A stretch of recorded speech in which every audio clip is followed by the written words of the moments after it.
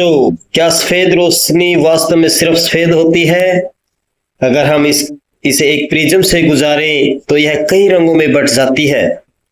लेकिन ऐसा क्यों होता है? तो आज हम पढ़ेंगे डिस्पर्सन ऑफ लाइट यानी कि प्रकाश का वर्ण विक्षेपण, और साथ में समझेंगे इंद्रधनुष कैसे बनता है। तो चलिए शुरू करते हैं आज का हमारा टॉपिक, प्रकाश का विक्षेपण, डिस्पर्सन ऑफ लाइट, प्रकाश का वर्ण विक्षेपण। डिस्पर्सन ऑफ लाइट, जब सूर्य का प्रकाश किसी प्रिज्म से होकर गुजरता है तो अपवर्तन के पश्चात यह विभिन्न रंगों में के प्रकाश में विभाजित हो जाता है। श्वेत यानी सफेद प्रकाश का अपने अवयव रंगों में विभाजित होने की घटना को प्रकाश का विक्षेपण यानी डिस्पर्सन ऑफ लाइट कहते हैं। यानी इस समूह के जो वर्ण विक्षेपण से प्राप्त रंगों के समूह को स्पेक्ट्रम कहते हैं। जैसे when sunlight passes through a prism, it is refracted and split into different color. The splitting of white lights into its constituent color is called dispersion of light. The band of color obtained after dispersion is called spectrum. यानी कि रंगों के जो एक समूह होता है, band हो जाते हैं, जो समूह में बढ़ जाता है, जो सफेद लाइट होती है वो कई रंगों में बट जाती है। इसी समूह को क्या कहते हैं? स्पेक्ट्रम कहते हैं। यानी कि देखिए यहाँ पे चित्र में देखिए एक सफेद लाइट दिखाई गई है, उसके बाद देखिए ये जो इस बेंडिंग हुआ है यानी डेविएशन हुआ है, यहाँ पे देखिए सबसे ऊपर जो है रेड है, सबसे नीचे वॉयलेट आया है, यानी इसको हम विबग्योर कहते हैं। इसको हम विबग्योर कहेंगे। 7 कलर ऑफ व्हाइट लाइट देखिए भाई, विबग्योर यानी violet, indigo, blue, green, yellow, orange, red. तो विबग्योर का पैटर्न देखिए, VIBGYOR violet, indigo, blue, green, yellow, orange, red, यानी कि बैंगनी, जामुनी, नीला, हरा, पीला, नारंगी, लाल। यानी डिस्पर्सन ऑफ लाइट तब होता है जब कोई सफेद लाइट यानी सूर्य का प्रकाश जब प्रिज्म से गुजरता है तो वह विभिन्न रंगों में बट जाता है, यानी कि वो 7 रंगों में बट जाएगा। तो ये 7 रंगों का जो समूह होता है उसे स्पेक्ट्रम कहेंगे। और जो ये 7 रंग होते हैं उसको हम विबग्योर के नाम से जानते हैं। यानी वी मैंने यानी वी यहाँ पे वॉयलेट, आई यानी इंडिगो, बी यानी blue, G green, Y yellow, O orange, R red होता है। तो आगे चलते हैं। डेविएशन यानी कौन सा रंग ज्यादा मुड़ता है। डेविएशन ऑफ कलर, प्रिज्म से गुजरने पर सभी रंग समान मात्रा में नहीं विचलित होते, यानी समान मात्रा में मुड़ते नहीं है, डेविएट नहीं होते हैं वो। तो बैंगनी रंग का विचलन सबसे अधिक होता है भाई, बैंगनी रंग सबसे ज्यादा डेविएशन होता है और लाल रंग का डेविएशन सबसे कम होता है। ठीक है, यानी कि all colour do not deviate by the same amount when they pass through a prism. Violet light deviate the most यानी ज्यादा होती है, red light deviate the least यानी कि कम होती है। यानी कि जो बैंगनी रंग होता है कम मुड़ता, ज्यादा मुड़ता है, और लाल रंग जो है कम मुड़ता है। इसीलिए देखिए इसको याद रखने का, मैक्सिमम डेविएशन जो होता है वॉयलेट रंग का होता है, मिनिमम डेविएशन जो है रेड रंग का होता है। अब वेवलेंथ देख लीजिए। वेवलेंथ, प्रकाश के विभिन्न रंगों की तरंग दैर्ध्य अलग अलग होती है भाई। यानी जो वेवलेंथ है ऑल कलर्स की यानी different colour visible light have different wavelength भी। कलर जो होते हैं देखिए उनकी कुछ की हमने, जैसे violet 380 to 450 nm nanometre, indigo 420 to 450, blue 450 to 495, green 495 to 570, के बाद yellow 570 to 590, orange 590 to 620, red 620 to 750 होती है। यहाँ पे आगे चलते हैं, कुछ इंपॉर्टेंट पॉइंट्स देख लीजिए। लाल रंग की जो वेवलेंथ है सबसे ज्यादा होती है, और बैंगनी रंग की सबसे कम होती है, यानी red light has the longest wavelength while violet light has the shortest wavelength, यानी तरंग दैर्ध्य जो है लाल रंग की सबसे ज्यादा होती है और बैंगनी रंग की सबसे कम होती है। तो आगे चलते हैं। प्रिज्म, प्रिज्म द्वारा प्रकाश का अपवर्तन भी, यानी refraction of light through a prism. जब सफेद प्रकाश प्रिज्म पर आपतित होता है, यानी उस पर इंसिडेंस करेगा तो प्रकाश का अपवर्तन होता है। अलग अलग रंगों की तरंग दैर्ध्य अलग होने के कारण उनका अपवर्तन और विचलन अलग अलग होगा, तो यानी 7 रंगों में विभाजित हो जाता है। when white light fall on a prism beam, it undergoes refraction since different colors have different wavelengths. They are refracted and divided by different amount.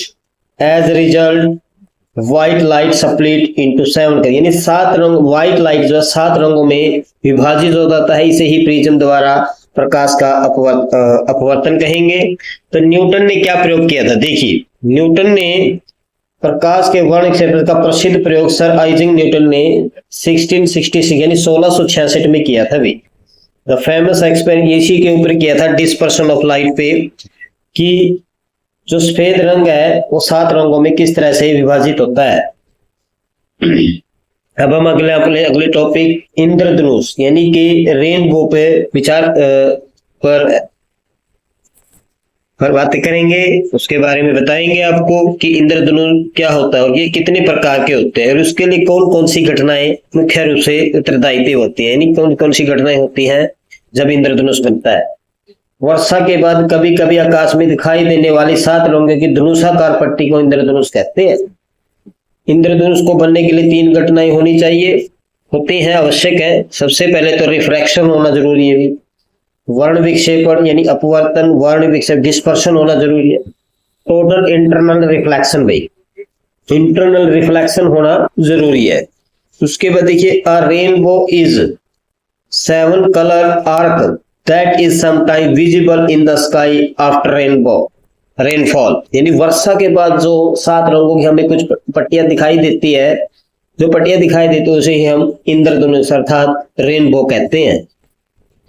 The formation of rainbow mainly involve, यानी rainbow को बनने के लिए निम्नलिखित जरूरत है, refraction होना चाहिए, डिस्पर्शन होना चाहिए, टोटल इंटरनल रिफ्लेक्शन होना चाहिए। अब आपको रिफ्लेक्शन क्या होता है ये भी पता होना चाहिए। जो रिफ्लेक्शन होता है जब एक किसी चमकीले पदार्थ से जब लाइट टकराती है, टकराने के बाद वापस मुड़ जाती है, उसे ही रिफ्लेक्शन बोलते हैं। इसे देखिए इंद्रधनुष बनने की आवश्यक परिस्थितियां, भाई condition necessary for the formation of rainbow, यानी जब रेनबो बनता है तो किस तरह से बनना होगा। जो सूर्य होता है, सूर्य के बिल्कुल अपोजिट साइड में ही हमेशा रेनबो बनेगा। जो पर्यवेक्षक के सामने जल की बूंदे होनी चाहिए, बिल्कुल हमने जिधर हम देख रहे उधर ही बूंद होनी चाहिए। सूर्य का प्रकाश की जल की बूंदों पर पड़ना चाहिए, यानी जो लाइट है सन की वो उन जो ड्रॉप्स हैं वाटर की उनके ऊपर।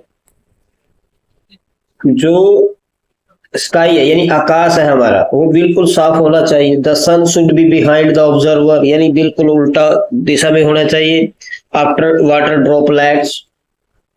water droplets should be present in the front of observer. Sunlight should be fall on the water droplet. The sky should be relatively clear, यानी आकाश साफ होना चाहिए, सूरज अपोजिट साइड में होना चाहिए।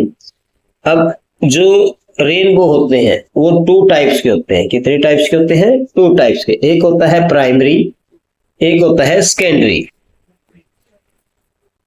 देखिए हम सबसे पहले प्राइमरी की बात कर लेते हैं। जो प्राइमरी रेनबो होता है, जब सूर्य की जो लाइट होती है जल की बूंदों में प्रवेश कर जाती है, यानी जब जल में प्रवेश करती है तो उनका अपवर्तन और वर्ण विक्षेपण होता है भाई, यानी रिफ्रैक्शन और डिस्पर्शन होगा। इसके बाद प्रकाश का एक बार फिर पूर्ण आंतरिक परावर्तन, उसके बाद जो है टोटल इंटरनल रिफ्लेक्शन होता है और बाहर निकलते समय पुण्य दोबारा से फिर अपवर्तन हो जाता है, यानी इससे ही प्राथमिक इंद्रधनुष बनता है। इसमें देखिए क्या क्या होता है भाई। इंद्रधनुष ऐसे बनेगा, देखिए ऐसे बनता है हमेशा। जो बाहर लाल रंग बाहरी किनारे यानी सबसे ऊपर जो होगा लाल रंग होगा और सबसे नीचे जो होगा वो बैंगनी रंग होगा आपका। ये ज्यादा चमकीला होता है भाई, ये ज्यादा ब्राइटली होगा और इसकी जो झुकने की तरीका जैसे झुकेगा ये, जैसे ये 42 डिग्री तक झुक सकता होगा ये। यानी a primary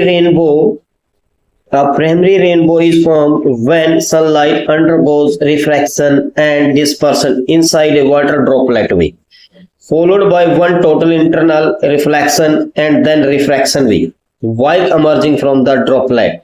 यानी कि जो प्राइमरी रेनबो बनेगा उसमें सबसे पहले रिफ्रैक्शन होगा, फिर डिस्पर्शन होगा, फिर जब ड्रॉपलेट के अंदर क्या होगा, टोटल इंटरनेट रिफ्लेक्शन होगा, उसके बाद ही फिर एक बार फिर रिफ्रैक्शन होगा, तभी हमारा प्राइमरी। और इसमें जो रेड कलर जो होगा वो ऊपर की तरफ होगा, सबसे ऊपर की तरफ होगा, और जो वॉयलेट रंग है वो सबसे नीचे की इनर साइड में होगा।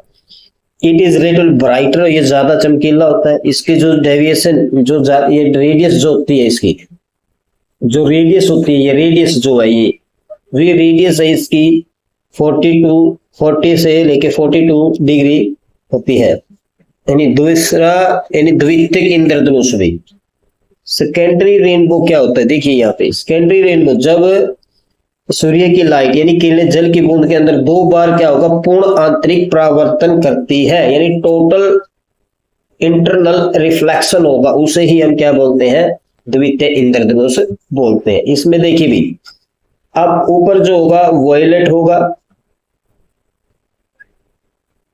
ऊपर जो होगा वॉयलेट होगा आपका, और सबसे नीचे जो होगा वो रेड होगा। ठीक है, तो यहाँ पे लाल रंग आंतरिक किनारे पर अंदर होगा। यह प्राथमिक इंद्रधनुष से कम चमकीला होता है। ये जो पहला जो फर्स्ट बनता है उससे थोड़ा कम चमकीला होता है। इसका जो रेडियस है यानी जो रेडियस है इसकी 50 डिग्री से लेकर 53 डिग्री तक के आसपास होती है भी। A secondary rainbow is formed when light undergoes two total internal reflection inside a water droplet। यानी जो बूंद बनी है उसके अंदर जो है जो रिफ्लेक्शन होगा टोटल वो 2 बार होगा, उसे ही बोलते हैं सेकेंडरी रेनबो।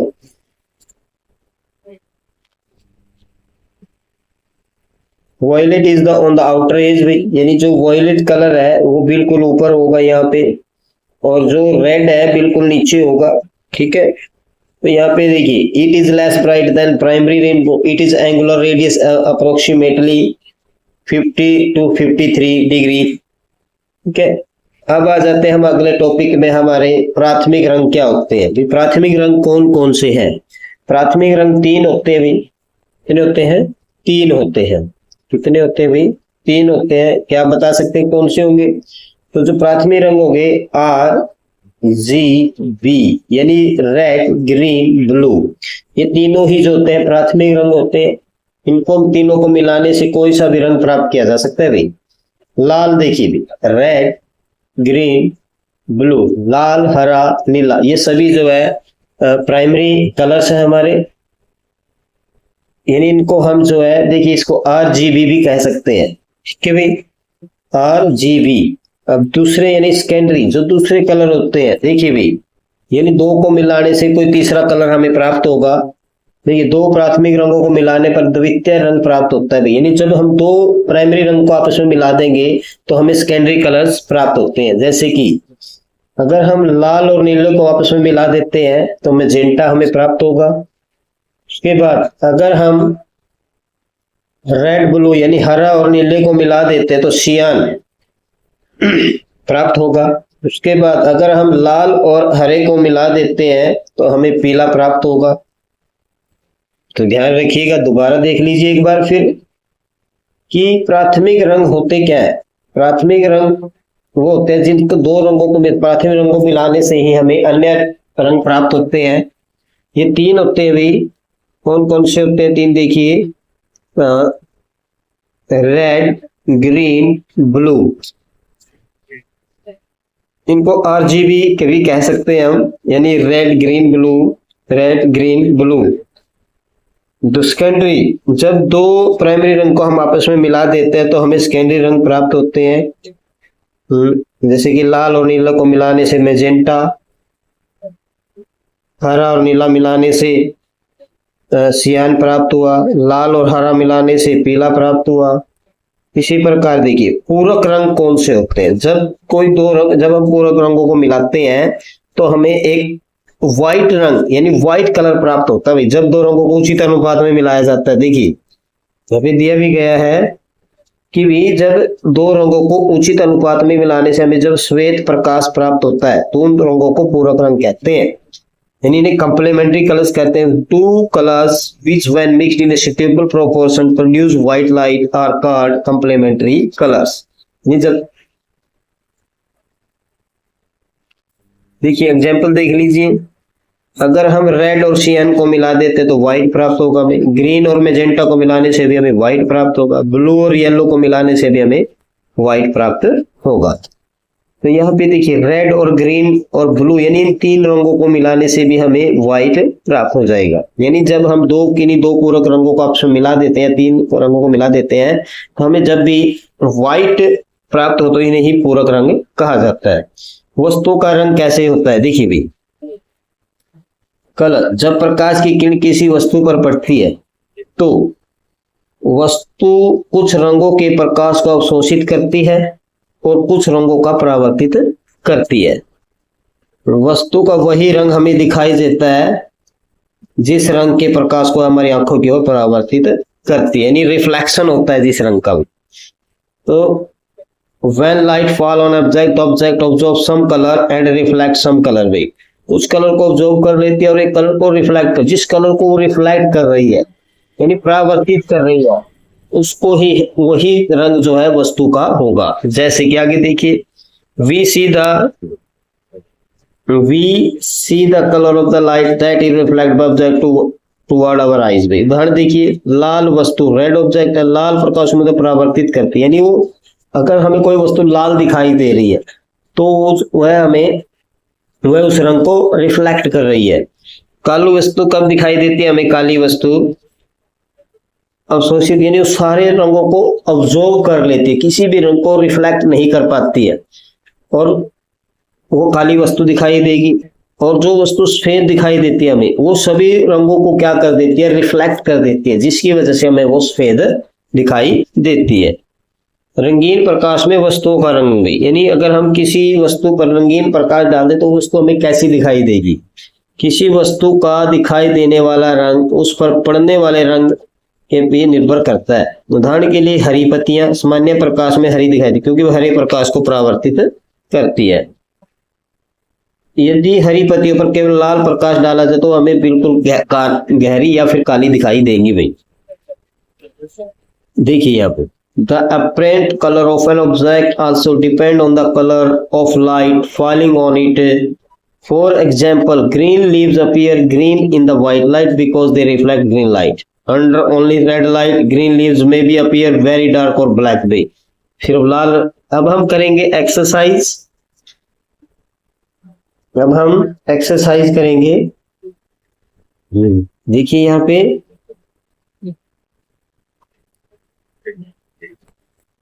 पहला क्वेश्चन देखिए भी, तो आप बताना अगर आप कोई आंसर आते हैं तो आप कमेंट में जरूर लिखें कि इसका आंसर ये रहेगा। आपके कितने आंसर ठीक हुए, कितने क्वेश्चन ठीक रहे। पहला क्वेश्चन देखिए, श्वेत प्रकाश के अपने अवयवी रंगों में विभाजित होने की घटना क्या है, यानी the splitting of white light into its constituent colour are called. यानी जब रंग जो सफेद रंग है वो कई रंगों में बट जाता है तो इस घटना को क्या कहते हैं। ऑप्शन ए परावर्तन या रिफ्लेक्शन, बी अपवर्तन रिफ्रैक्शन, सी वर्ण विक्षेपण डिस्पर्शन, डी व्यतिकरण यानी इंटरफेरेंस। तो इसका जो सही आंसर रहेगा हमारी तरफ से वो आंसर होगा हमारा सी वर्ण विक्षेपण यानी डिस्पर्शन। तो नेक्स्ट पे चलते हैं। वर्ण विक्षेपण से प्राप्त रंग के समूह को क्या कहते हैं, the band of colour obtained by dispersion. यानी जब सफेद लाइट जो है 7 रंगों में बंट जाती है तो उस समूह को क्या कहते हैं। ए ऑप्शन ए किरण रे वर्णक्रम, स्पेक्ट्रम, प्रिज्म, छाया यानी शैडो। तो इसका सही आंसर रहेगा ऑप्शन बी स्पेक्ट्रम। तो इस समूह को हम क्या कहेंगे? स्पेक्ट्रम कहेंगे। तो नेक्स्ट पे चलते हैं। विबग्योर में वी किस रंग को दर्शाता है? हमने ऊपर किया था भी, विबग्योर के बारे में आपको बताया था। ए हरा ग्रीन, लाल बी लाल रेड, बैंगनी सी वायलेट, डी नीला यानी ब्लू। तो इसमें सही आंसर रहेगा हमारा ऑप्शन सी बैंगनी, वॉयलेट को दर्शाता है। आई जो है इंडिगो, बी जो है ब्लू, जी जो है ग्रीन, वाई जो है येलो, ओ जो है ऑरेंज को दर्शाता है और आर जो है रेड को दर्शाएगा।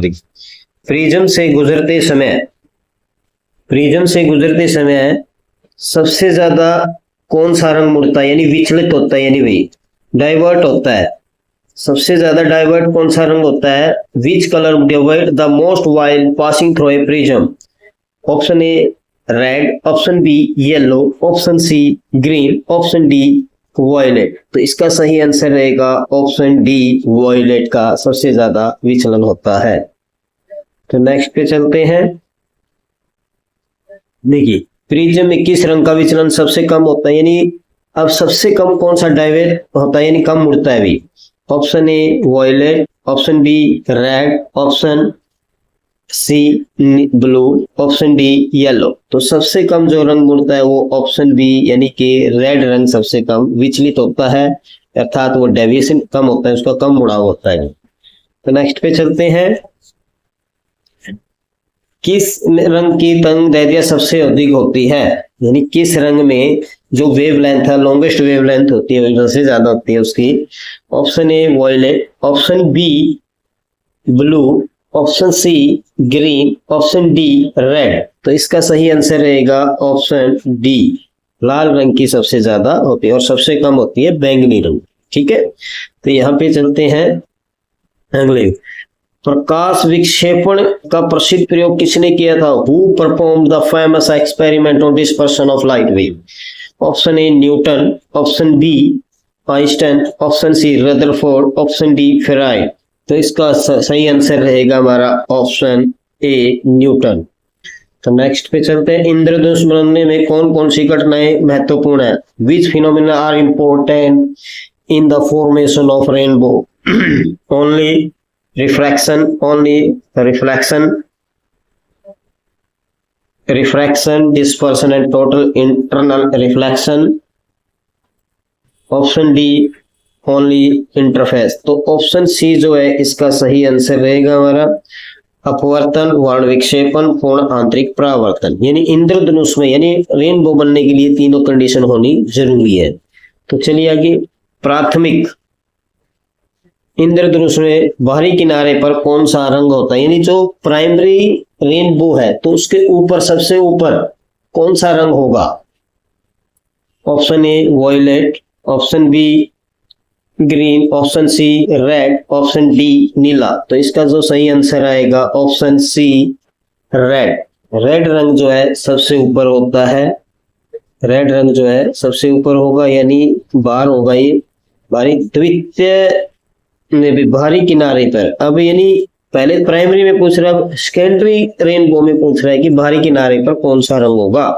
Option A red, option B violet, option C yellow, option D orange. तो इसका सही आंसर रहेगा ऑप्शन बी वॉयलेट। अब ये जो दूसरे रंग बनेगा इसमें सिर्फ 5 रंग होते हैं और प्राइमरी में 7 रंग होते हैं, ध्यान दीजिएगा। प्रकाश के प्राथमिक रंग कौन कौन से हैं, यानी what are the primary colour of light भाई? Option A red, yellow, blue, option B are red, green, blue, option C green, yellow, blue, option D red, orange, green. तो हमने बताया था RGB, तो इसमें RGB हमारा ऑप्शन बी आ रहा है। तो लाल, हरा, नीला जो होता है वो प्राइमरी कलर्स होते हैं। तो आगे चलते हैं। अगर लाल और हरे रंग को आपस में मिला दिया जाते तो हमें कौन सा रंग प्राप्त होगा भाई? What colour is obtained by mixing red and green light? Option A cyan, option B magenta, option C yellow, option D violet. तो इसका सही आंसर होगा ऑप्शन सी येलो। अगर लाल और नीले रंग को मिला दिया जाए तो कौन सा कलर हमें प्राप्त होगा? Option A yellow, option B cyan, option C magenta, option D green. तो इसका सही आंसर रहेगा ऑप्शन सी मैजेंटा। मानव नेत्र में भी वस्तुओं का प्रतिबिंब कहाँ बनता है? ऑप्शन ए कार्निया, ये पहली वाली वीडियो में भी हमने आपसे पूछा हुआ है। ऑप्शन बी पुतली अर्थात pupils, option C retina, option D iris. तो इसका सही आंसर रहेगा ऑप्शन सी रेटिना पर हमेशा इमेज बनती है भाई। दो या अधिक प्रकाश तरंग के मिलने से प्रकाश की तीव्रता में परिवर्तन की घटना कहलाती है।